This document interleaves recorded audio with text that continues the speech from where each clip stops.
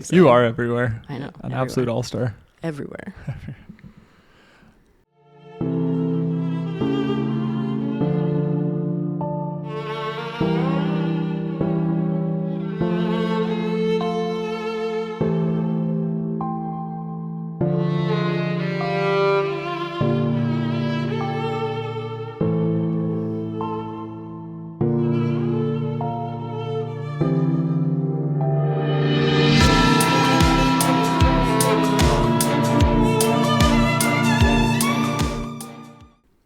Welcome to the Chafed and Confused podcast with Nick and Kyle. Nick, how are you doing? I'm doing great, Kyle. How are you doing? I'm good, man. Who do we have in front of us today? Today we have the delightful Janelle Smiley. Janelle has a resume that's too long for me to read out entirely here, but she is an animal in the mountains. She used to be a ski mountaineering athlete. I guess she still is a ski mountaineering athlete, trail runner. She's a bringer of light. She is a facilitator of human... she's a facilitator of human growth. Transformation. A mother of two. I got 2 babies. Just a generally delightful human being to be around. Aw, thank you. Yeah. Welcome. Oh, it's so good to be with you guys again. Yeah. I love this. Yeah. So we'll start with the 10 questions. Break the ice. 10 questions. Pretend like we don't know you, but we'll. Well, I'll make up something more interesting this time. Do I have to be honest, or can I just say what I off the cuff? Well, honesty is always preferred, but Gotcha. your choice. We'll see what comes out. Yeah. Question number 1: pineapple on pizza. Yes. Big yes or big no? Yes. Yes. No question. Excellent. Always pineapple We're off to on a good pizza. start. What is your preferred sock height and why? Well, in the summer, I like mid. What is it? Crew? Crew. That's the one I'm looking for. And then winter, of course, above calf. Yeah. So it depends on the season. Those little tiny ankle socks still haven't figured out what they're good for. Scooping up dirt is what they're good Scooping up dirt, yes, or making sock puppets. Yeah. Always good for a sock tan with the crew as well. And people know you're a mountain athlete. Yes, absolutely. Yeah. What book are you reading right now or have just read? Ooh, it's been summer. I haven't read anything recently. I usually reserve those to reading starts again in October. Okay. Summer, there's just too many daylight hours. I just can't sit still. Book season, soup season. Yes, absolutely. You can tell us if you can't read. It's okay. I also can't read. Train with friends or train alone? I do both. Depends on the day. And who I feel like chasing or Being who I chased feel by. like... Exactly. I'd say Depends. it's more often being chased by. Well, if I go with Nick, I have to chase him. Yeah. If I go with Kyle, You have to hope that I'm still alive somewhere behind you. no. I have to chase you as well. Yeah. The different. Well, I think my favorite running with you is when you turn on that fantastic music. What is it called? My downhill dashing playlist. Yeah, absolutely. Yeah. I felt fast when I heard that. People feel fast Mostly when that because it comes was on. like sort of so intense I had to run faster just to get away from it. Yeah. Well, to nice, what's the word I'm looking for? Segue, thank you, is what's your favorite pre-race pump-up song? Silence. Literally silence. Okay. Yeah. Yeah. Yeah. Get in the zone. Yeah. Perfect. If you could be really good at another sport, what sport would that be? Beach volleyball. Nice. We need a court here. I think I would like to initiate that. Okay. Because you can't get really good at a sport that doesn't exist in your town. You don't have the field. True fact. Yes. Yeah. Where's your next vacation? Or if you could go anywhere tomorrow, where would you go? I am looking at Italy and Albania. Oh, cool. Yeah, it seems like a great place to go this fall. For some sport or for hanging out? Yes, I want to do some rock climbing in Italy, maybe go down to Sicily, and then Albania. There's a crew of wicked fast humans that want to go run around this old ancient route, and I got invited, so I'm thinking about going over there and doing that. Oh, you Sweet. should. That's Yeah. cool. Yeah. Where's the route? She can't tell Does us. that have like a cool name? Well, it probably. The root of forgotten shadows. Janelle's done all the research. You know what's great about being invited on a trip? You don't have to plan it. You don't have to plan anything. You know what? You buy your ticket and you just show up and you just go. And sometimes with my life, I am so full that it's just really nice to say yes and just go. Perfect. How far is the route? Knowing these guys, probably hundreds of kilometers. Okay. That's good. Worth the trip. Yeah, absolutely. Yeah. Well, I think it starts in Albania and goes into Monaco and what's that other neighboring? I don't even know. I've never been to that part of the world, so I think it would be really special to go and explore and just be in the depth of that history. Mm-hmm. When it comes to races, chase or be chased? Chase. Yeah, I like a chase. But you're always in the lead. Then I get chased. Actually, it's funny when I race, I've made it my goal to always race forward, never look behind me. Yeah. Because if I look behind me and don't see anybody, I'll slow down. If I look behind and see somebody, it'll make me anxious. So if I always just race forward, then, you know. I think that's a great way to look at it. If you look, also too, for me, psychologically, when you look back, you're saying, I'm worried. Yes. When you don't look back, you're saying, this is what I have. I'm just going to lay out what I have. This is what I got in my tank, and this is what I can do. And I'm going to hit the gases to the best of my ability and see what happens. What is your favorite post-epic adventure snack or meal? I don't know if I care about after as much. Well, I don't know. I'm definitely a donut fan. But like fresh, warm donuts, not like your Tim Hortons or Dunkin' Donuts. I'm talking about like homemade, fresh type of donut. Post adventure. I could probably eat a box of like 6 like sugar cinnamon donuts after a run. Yes. Like warm ones. They have to be warm.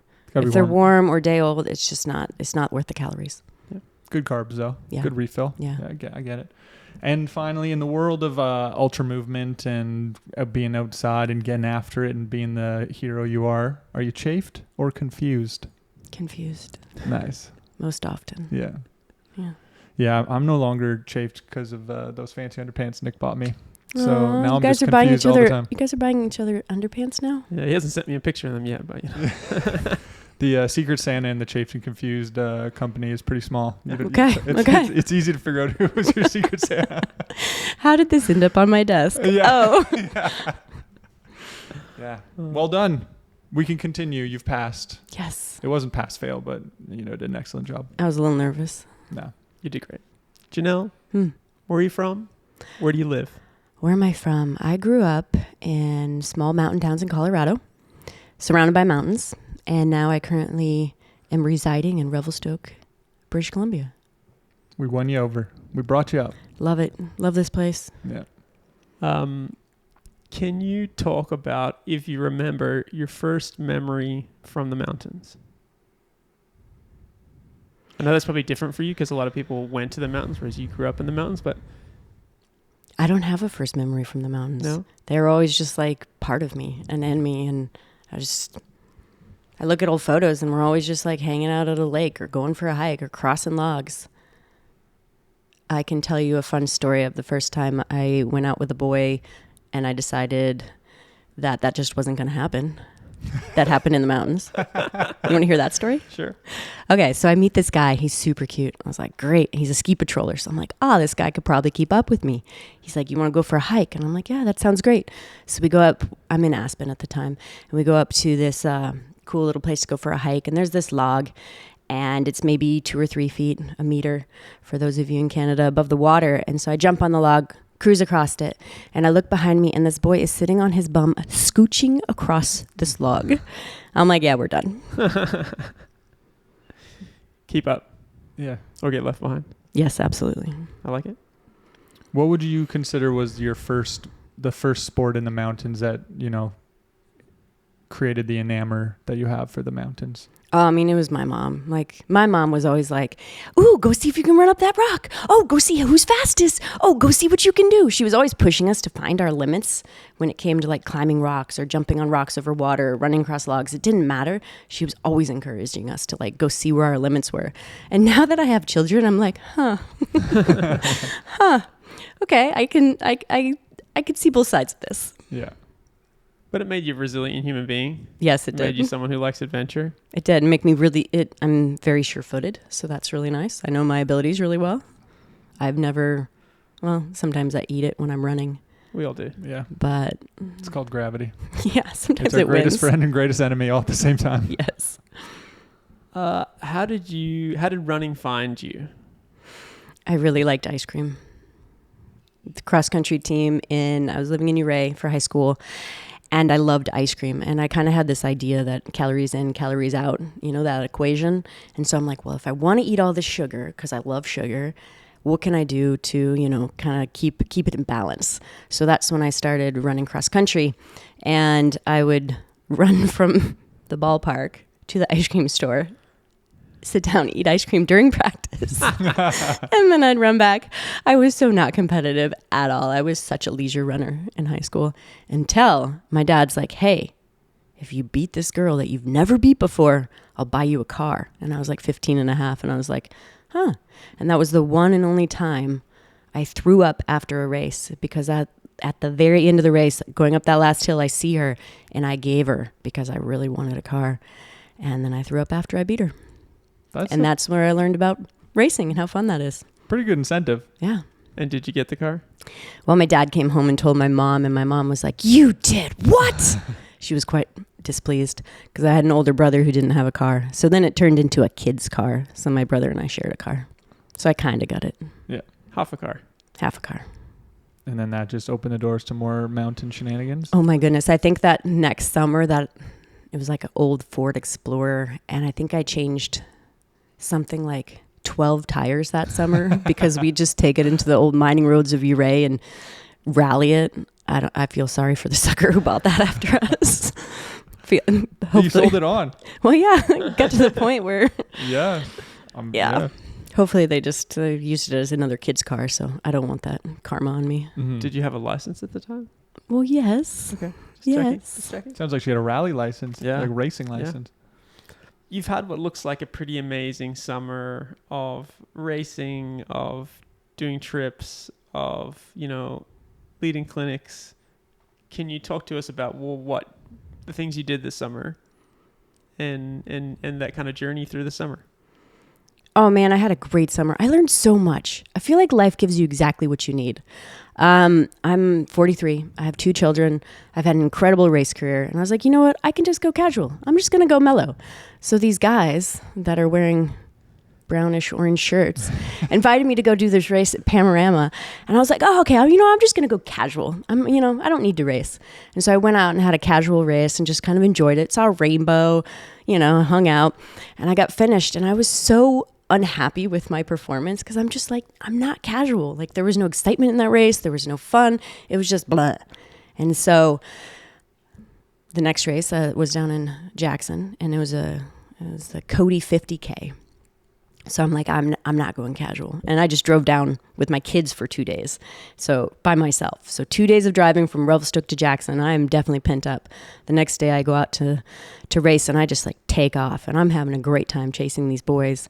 And next thing you know, I'm in the lead, and I'm like, oh, this feels good. This is where it's at.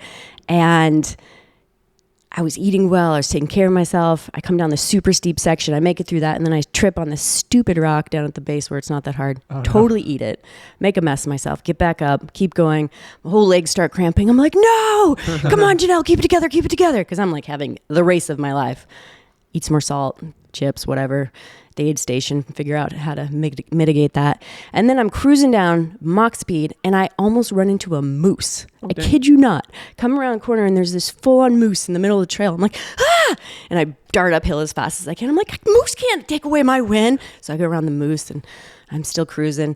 And then 5K, right before the finish, I make a wrong turn. No. And I go back up the mountain. And as I'm going up the mountain, I'm like, what kind of race director would put another 400-meter climb right at the end of this silly event? And then I get back up to the aid station. They're like, you've gone the wrong way. And I'm like, no. They're like, run down the road. So I sprint to the finish. Why? I have no idea. Go to the finish, and they're like, where'd you come from? I'm like, I don't know. He's like, go finish the race. So I went back out and did the extra 3 kilometers to get a 50K, but I missed it. I missed a check station because my prefrontal cortex was not online at this point because I was overcoming all these challenges and feeling so good. And anyways, I got a DNF. Dang. bummer. Good effort. And though. I held the lead the whole time. It was so great. And I think I was like 4th overall. So, but it felt so good to feel so alive. And I'm on this kick of intrinsic performance. Kyle knows he joined my clinic this summer. I sure did. And it's all about being motivated internally versus getting external. So as far as this event went, it was the best performance of my life. And I felt so good about it. And then on paper, it says, DNF. Well, And I think that's so funny how it just, Yeah. But also, you won. And if I was the person that came second, I'd be like, this is weird. Yeah. So anyways, and then one of my girlfriends, Kelly Halpin, who's just a beast, is she was asking for some advice on a route I did in the mountains. And I was like, hey, do you want to go do it? And she's like, no, I'm doing this other thing. I'm traversing this mountain range. Do you want to go? And I was like, yeah, I do. And this was 5 days after this race. And it was 50 miles, like 14,000 vert to traverse across the Gros Ventre range. And I'm like, I definitely want to go. And so then I got to traverse an entire mountain range. And like 21 hours later, we covered this huge range. And I was like, that was incredible. So I don't know. It went from having these, two really cool experiences. It's kind of the fascinating thing about trail running and being a mountain person is that, like, we did the panorama race with you, and then I did my first ultra marathon, and those were, signed up, and there's chips and aid stations and, tracking and all that. And it's exciting because it's sort of an event. But my favorite day in the mountain was a same thing, like a traverse of a mountain range that I'd had on my list for a while. And nobody, like, other than it popping up on my Strava, like, nobody cares that you did it. It was just like the best time I've ever had in the mountains with a good friend. Yeah. And there was no time, like, time didn't matter. It was just being out there for the adventure of it all. So it is cool, that balance, like, you can do these races and kind of push it and try hard and sure there's, ranking and, you see how you pair up against sort of your peers, but then you could do that same course the next day by yourself and have as good or a better time because you're just out there for the thrill of being in the mountains. Yeah, being present, being with your friends, being intrinsically motivated. I think there's this huge thing that I've been experiencing this summer is just the freedom that comes with just doing things that you want to do in a way you want to do them and not caring or not being concerned with how it is perceived externally and getting up there and doing it because it's important for you. And what I've seen more often than not is like when you do things that truly inspire you or you're truly passionate about, it's just so contagious. And then everybody else gets inspired by that versus being like, what do people want? That's not how the world works. Mm-hmm. It's like, what do I want to come alive? Because really, the world just needs more people who are truly alive. And even, you do the race, did my first ultra, and internally that was awesome. Like, big check on the sort of Kyle to do list. Yes. But, 2 days later, nobody cared. No. Like, you get a few pats on the back and people are like, oh, how'd it go? Great. Okay. And here are my problems. And you're like, yeah, sweet. Like, it kind of is, you just do these things to check your own box and like, and that's the best part of it all. If you can, I'm sure there's people who kind of put a lot of value in how they place and how things go over the long term of a run, but to just accomplish a thing and be, like you said, intrinsically motivated and stoked by it is such a good way to look at it and trying to do anything in the mountains or in life, right? Well, Kyle, I'm curious now that you're sitting here and you're kind of thinking about this, ultra that you checked off, and like, what is the feeling that it elicits? Like, I watch your face change as you think about it. Like, I want to know what's going on inside you. Well, this is our interview, so Dang it. No, it was, it was great. It was, the most dedicated for something that I'd been in a long time, like created a training plan and worked on my nutrition and worked with coaches and signed up for clinics with, people who were better than me at the thing. And it was great, like, to build that. And I think I found a bit of a community. Like, I know Revelstoke has an amazing running community, but I kind of created a bit bigger of one and a more core one as well. And to then, go spend whatever it was, 9.5 hours in the mountains on this race, meeting people and chatting with people who are also doing a thing that's hard and challenging for them. while also eating great free snacks. Like it was a total awesome day in the mountains. And yeah, it's a cool running races, are especially trail running races, where I think everyone's there for a different reason instead of, I feel like you see like city marathoners and everyone shows up in their Lycra and it's all very, eye on the prize, where certainly there's people at the race who are, the starting gun went off and they were off to the races. And, I didn't see them till the finish line.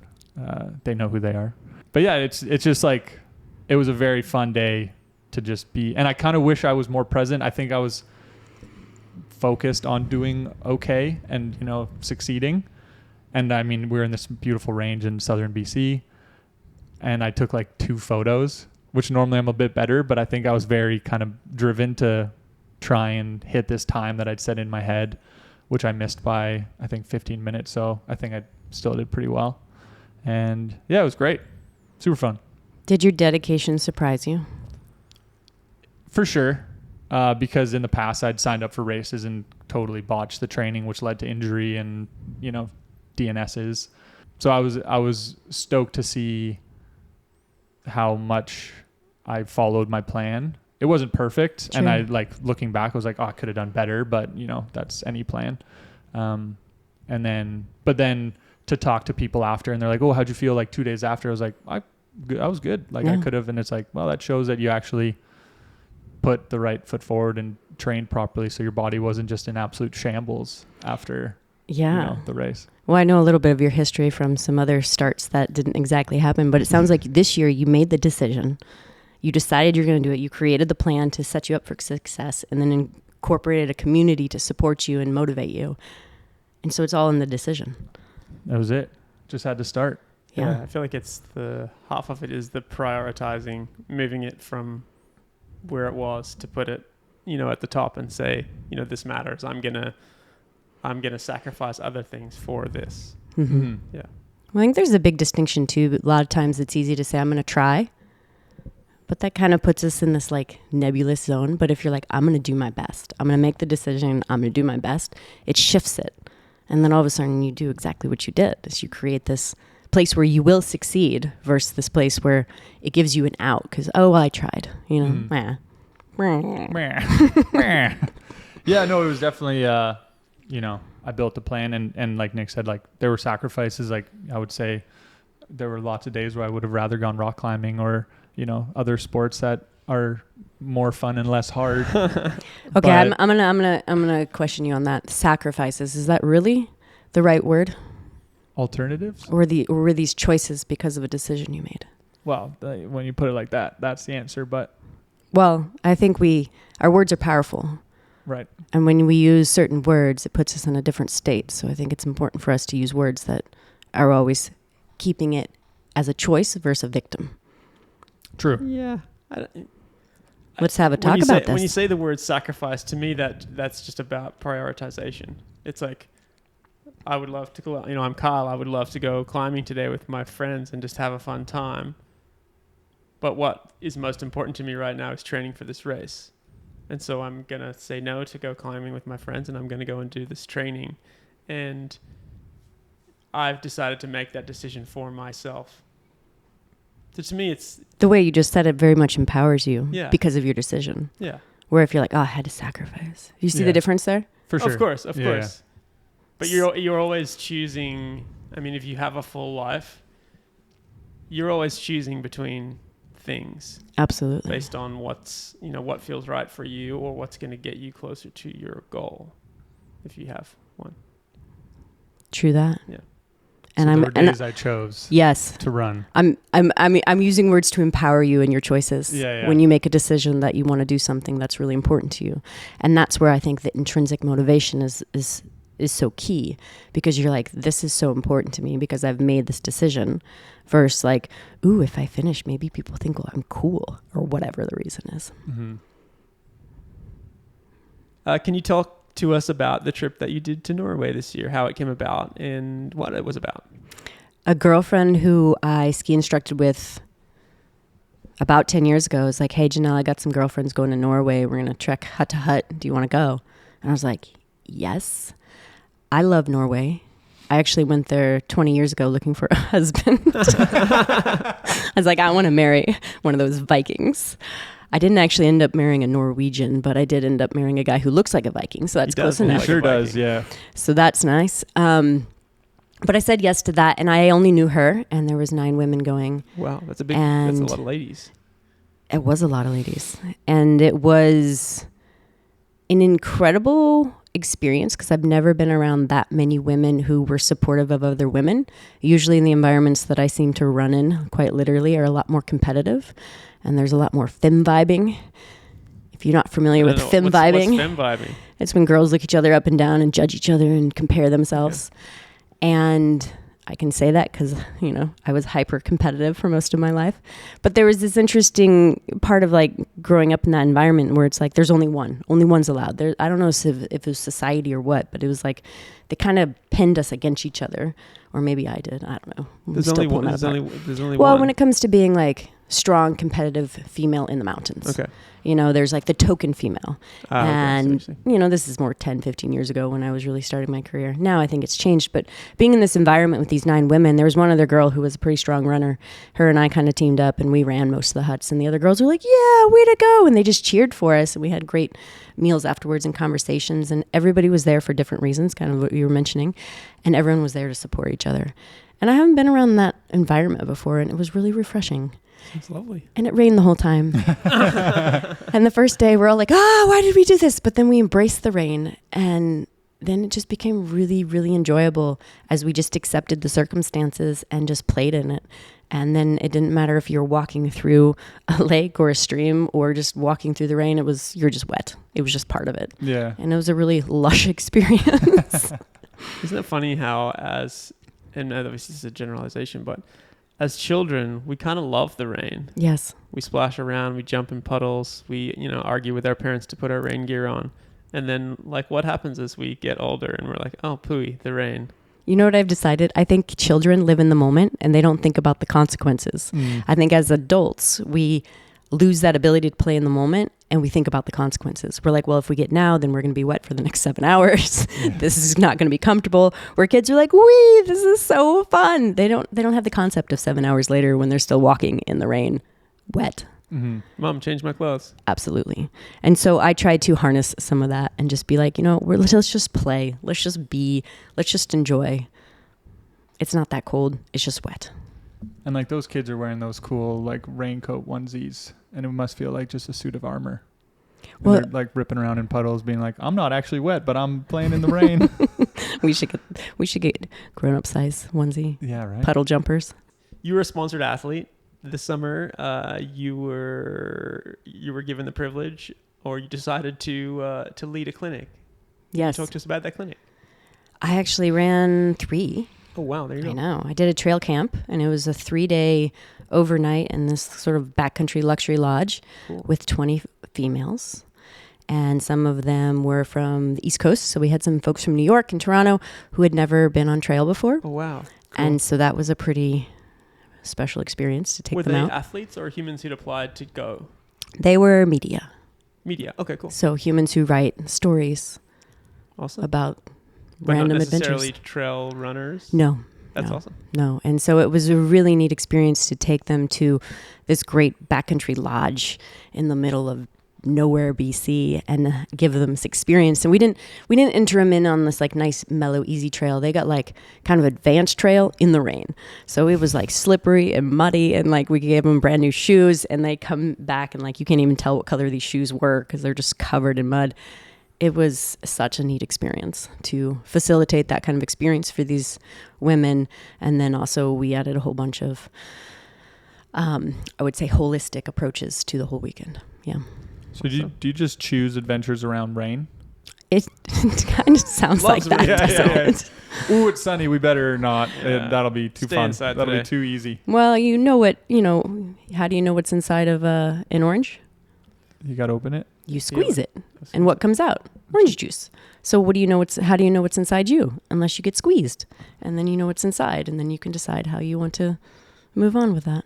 So we got to squeeze ourselves. Why else do you guys adventure run? Come on. Ultra run, you want to be squeezed. What's in there? I watched a clip the other day that was really interesting where it was talking about like you being triggered by other people. And he's like, if you take an orange and you squeeze it, apple juice doesn't come out. Only orange juice comes out. So it's like everything that comes out of you comes from you. Yes. So it's like, yeah, it was really interesting about like being triggered by things and being like, getting mad at someone for something. And it's like, well, all of that came from you. Came from you. Yeah. So yeah, let's go in the rain. Let's slip in the mud. Let's squeeze ourselves and see what comes out. Because that's where the real transformation begins. Because then you're empty and you got to fill it back up. Oh, I really like that idea. With donuts. Donuts. Yeah. Yeah. We talked about you being a skimo racer. We won't dive super deep into it, but can you explain to folks at home what ski mountaineering is? Should they not be familiar? Ski mountaineering is such an incredible sport. I mean, there's a couple different avenues. You can go into the backcountry and ski giant mountains, or ski some hard lines that maybe aren't as giant day missions, or there's ski mountaineering racing. It's super popular. It's in the Olympics this year. Oh, wow. In a very weird kind of, I should be careful what I say, and it's a alternative form of ski mountaineering where they focus on the transitions from skinning uphill to then transitioning it's just a into transition downhill. race. You just do transitions. Yes. True. Yes. That's where it's like, in Formula One racing, that's where all the accidents happen. Transitions. In the pit stops. Well, not really, but Interesting. That's where a race can be made or lost. So I think it's an interesting idea, and people are really stoked on transitioning on skis, on snow in the Olympics, and I support that. I personally gravitate a little bit more to the adventure aspect of it. So, but I love the performance and the athleticism. The Olympics kind of, tried to bring rock climbing in and had a bit of a tough first year. So they're just trying things out, trying Absolutely. to get more viewers. Well, I think speed climbing, it's such a large sport. So many people do it, speed climbing. it's very cool. But I think it's hard to take these adventure sports that are based around mountainous environments and then try to can them and make them spectator friendly in an arena type of environment. Yeah. So it's just maybe not the right sport for that. I like that word, to can them. Yeah. To manufacture them into something, for the general public, Yeah. which... That didn't really answer your question, but there's an odd answer that might just need edited. It's skis, it's mountains, You put it's... skins on the skis, you walk up the top of the mountain, You do a you put them on crazy... your back, maybe you rappel something, and then you put them back on, and then you slide down. Yeah. You do a crazy That's the hop gist of it. thing. Try not to get avalanched or die off a cliff. Yeah. Fall off a cliff and die. You Yeah. know. Yeah. It's pretty high risk, actually. Yeah. You have a suit, you zip the suit up, you unzip the suit, you throw up. I would encourage people to get into Nordic skiing. You get the same beautiful movement. You're in nature. You're breathing hard, and you're not gonna die. It's very safe. I love Nordic skiing. Actually, I've broken the tip of a ski off in a Nordic ski crash. So it can get pretty intense. this is true. When I do Actually, it. I just learned that Revelstoke is the first place that skis were used in all of BC. What? Yeah. It's because of all of our Isn't that neat? Norwegian The immigrants. Scandinavian influence, absolutely. Yeah. I think the guy's name was Ol. He's the first guy who brought skis here to Revelstoke. Cool. Crazy. There you go. History lesson too, not just running. Can you talk a little bit about the work you do with intrinsic performance? Kind of like break it down for people, how you see it, and how it benefits folks. I am all about human performance and to see what we're capable of, not just athletically, but as humans. And so many of us have so many blocks and so many layers of other people's crap that we've put on ourselves. And so really the work I do is all about subtraction. How do we get rid of all of these layers and stories that we've put on ourselves to limit what we are capable of? And the whole idea is to get back to our core, get back to our root of who we are, and then to live from that spot. And it's been a fun journey because anytime I work with clients, I have to do these things as well. That's just my MO. And so anytime I prescribe something to my client that I want them to try, oftentimes I either have done it or I'll join them in it. One time I asked a gentleman who had never fasted to fast for 3 days, and he was super terrified of that. And I was like, hey, I'll join you. So my client and I both fasted for 3 days together, and it was a really, really neat experience to do that with another person. And so the idea is just to unravel this onion that we are and try to get to that place where we are just authentically us and unafraid. I don't remember you doing the hill sprints in our clinic with us. Busted. I was about to say that was a beautiful answer, but that was good. Yeah. Well, what you didn't see, this is the fun part. Right before you all came for the hill sprints, I was practicing on that hill and doing hill sprints just to kind of get an idea of how far it would take and how long it would take. And this wonderful gentleman was with his parents. He must have been like 20 or something, and they were walking around and they were watching me sprint. And they're like, "What are you doing?" I'm like, "Oh, I'm sprinting, getting ready for this clinic, just kind of seeing how far 30 seconds of this hill takes." And I'm like, "You guys want to do it?" And the 20-year-old's like, "Okay." And so sure enough, I get this guy from Quebec to do a sprint with me up the hill. So I was rallying people before you guys even showed up. True. Okay? I like it.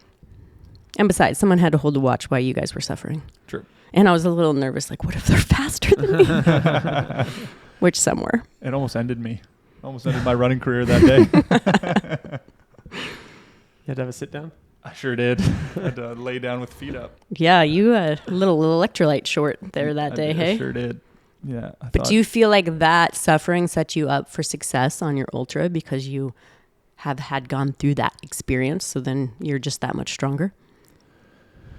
Well, yeah, when you're on the brink of death, you know, a lot of things run through your mind. And I'd fully squeezed myself. How do I feel about Janelle and what she's forcing me to do?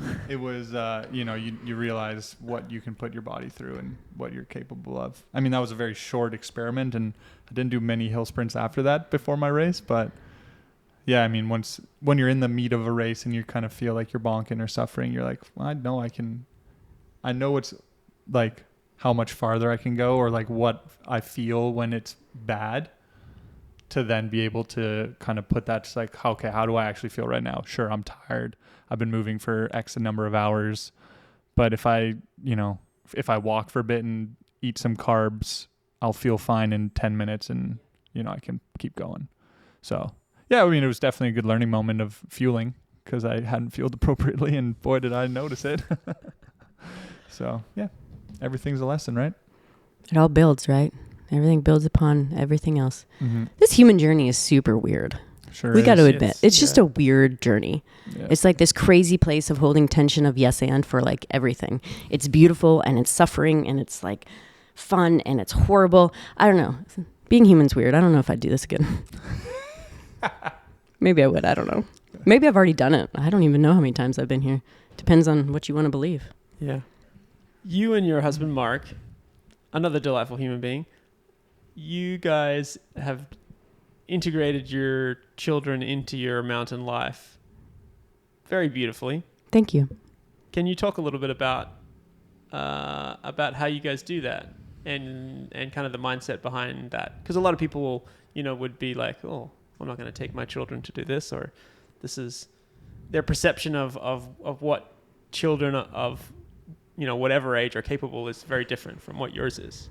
And I think in the long run, your kids are going to be superstars because of it. Exposure. I mean, we love going to the mountains, and so we take our children with us. We were in Greece, and our boy was only about 7 months, so he stayed back with our friends, and we took our daughter, who was 2.5, to this cliff, and we're climbing on all these amazing routes. And there was this one route that was, I think, it was very overhung. I think it was like a 12A. And anyways, the anchor was like way far out here, and it was in this cave. And we lower down, and I'm like, whoa, we're really far out. I kind of want to swing this.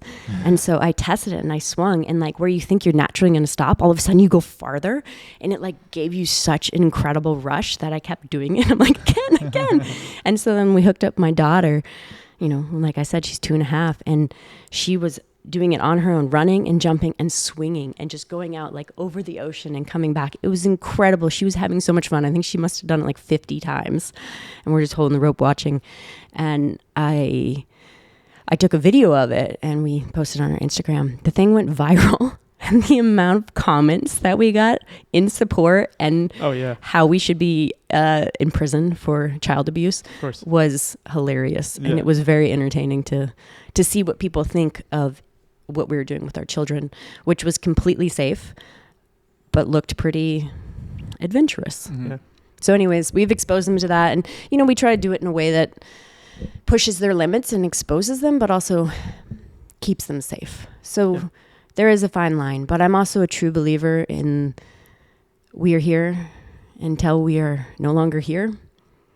And then we go. And we're not in charge of that.